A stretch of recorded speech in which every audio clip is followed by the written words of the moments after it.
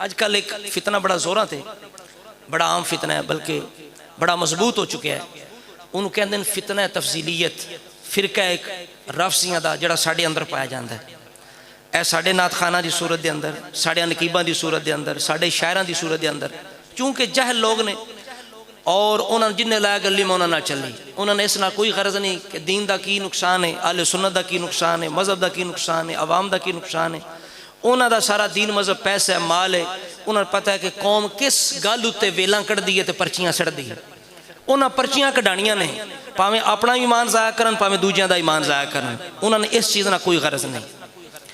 اگر کوئی کس محفل دے اندر کوئی اس طرح دا نقیب، کوئی اس طرح دا نات خان، کوئی اس طرح دا شاعر، کوئی خطیب اگر ایمان خراب کر رہا ہوئے بندیاں دا تے کوئی ذمہ دار مستند عالم دین اگر سٹیج تے بیٹھے اگر انہوں ٹوکے سمجھاوے وہی ہے گل تو غلط کیتی ہے تے جڑے انتظامیہ محفل کرانے والے او شکریہ ادا نہیں ہوتا کر دے کہ تہاڈا شکریہ ادا کرنے تہاڈی مہربانی تو ساڈا ایمان بچایا ہے، غلطی دی نشاندہی کیتی او کہندے نہیں تساں ساڈی محفل خراب کر دیتی، تساں ساڈی بولو تو ساڑی محفل خراب، یعنی ایمان خراب ہو جائے، دین خراب ہو جائے، ایسی بے ایمان ہو جائیے، اتنا غرض نہیں ساڑی محفل خراب نہ ہوئے، ایمان خراب ہو جائے محفل خراب نہ ہوئے۔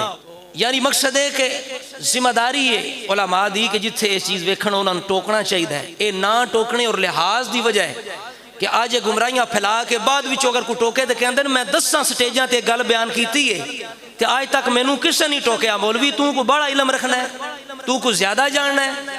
حالانکہ یہ مطلب نہیں کہ کسے ٹوکیا نہیں تو تم بڑا کوئی بن گیا، کوئی محدث بن گیا، کوئی مفسر بن گیا، کوئی اے گل نہیں۔ مقصد ہے کہ انہوں نے لحاظ کیتا یار محفل خراب ہوئے گی، لوگ پریشان ہون گے، اللہ کر کے انہوں سمجھا دیاں گا، کسی اور موقع سمجھا دیاں گا، حالانکہ انہوں دی غلطی ہے، لحاظ دا موقع نہیں۔ جڑی سر عام غلطی کی جائے او دا تدارک بھی سر عام ہونا چاہیے، او دا رد بھی، او دی اصلاح بھی سر عام ہونی چاہیے، ہونی طریقے نہ چاہیے، حکمت نہ چاہیے، فساد نہ ہوئے، طریقے نہ ہونی چاہیے، لیکن ہونی ضروری چاہیے۔ تو اس وجہ تو کر کے بڑی بیماری عام ہے ساڑھے اس یعنی ساڑھیاں محفلوں دے اندر یہ چیز بڑی عام ہو چکی ہے کہ انہاں دا عقیدہ غلط ہے، اور غلط عقیدے والے لوگ جڑے نے او نعت خوانی دی صورت دے اندر تازہ مثال ہے۔ ادھر ایک نعت خانہ آمدہ وہ ایک انہیں نعت پڑھی کہ کسی کا نام نہ بھول کر بھی کسی کا نام نہ لو، صرف علی کی بات کرو، کسی کی بات نہ کرو، صرف علی کی بات کرو اور کسی کی بات نہ کرو، بھول کر بھی نہ کرو۔